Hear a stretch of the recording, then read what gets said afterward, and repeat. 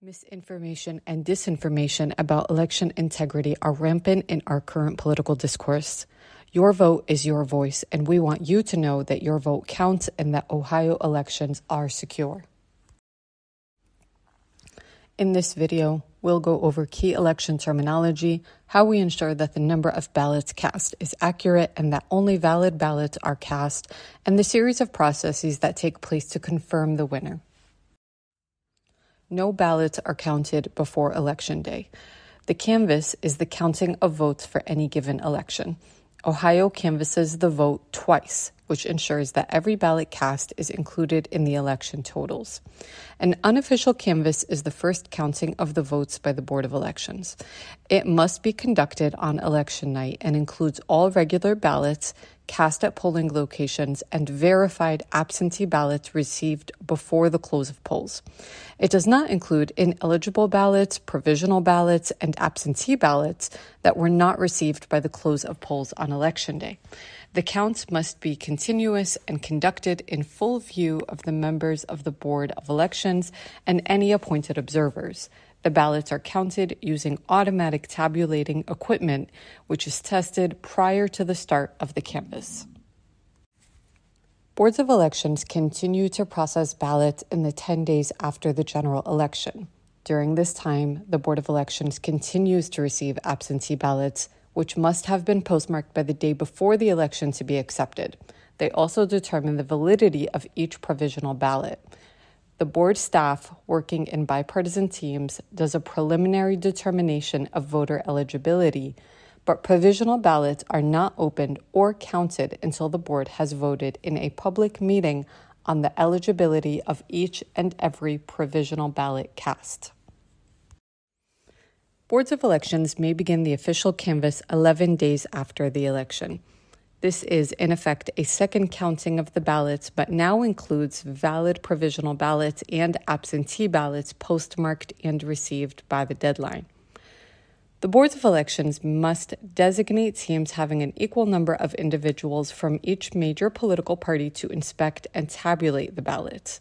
Each board of elections tests its automatic tabulating equipment before starting the count and after concluding the count, and completes its official canvass and certifies the election results by the 21st day after the election. After a board has completed its canvass and certification process, it sends a copy of its official summary results to the Secretary of State. A recount is automatically conducted when the difference between votes cast for a winning and losing candidate or issue is equal to or less than 1%. Recounts may also be requested by any losing candidate or for any losing ballot issue. During a recount, ballots may only be handled by boards of elections, members, and designated staff, but duly appointed observers and the media may be present for any recount. A post-election audit is a comprehensive review of one or more contests in an election to ensure that the results are accurate. Audits are conducted following each general election. The post-election audit must be conducted by teams of elections officials equally divided between Democrats and Republicans. For each contest to be audited, the board must physically examine and hand count the votes cast on the ballots and then compare the hand count to the recorded electronic summary. The audit must demonstrate an accuracy rate of at least 99.5%, or the audit is escalated and additional steps are taken. If needed, the Secretary of State's office may require a 100% hand count.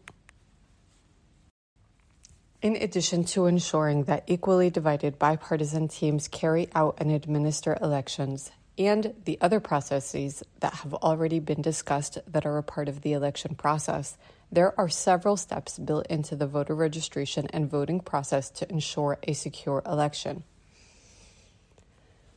When an Ohio resident registers to vote, they must declare that they meet voter eligibility requirements and include an acceptable form of ID as evidence of that.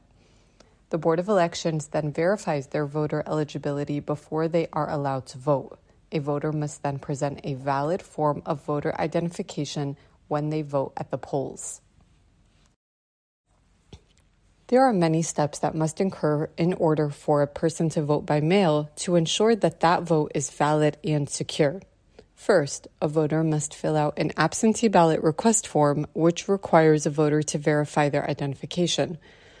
Once a voter is determined to be eligible, they will receive their mail ballot package. A voter must, for a second time, verify their identification using the ID envelope in order for their mail ballot to be accepted.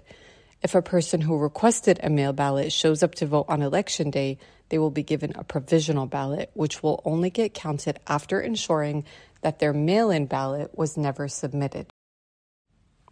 No one is turned away at the polls. If a person shows up and forgot their ID, or if their identity could not be verified for some other reason, they are given a provisional ballot. Provisional ballots are collected on election night, but they are not counted until the Board of Elections can confirm that they are properly registered and that they did not already cast a ballot.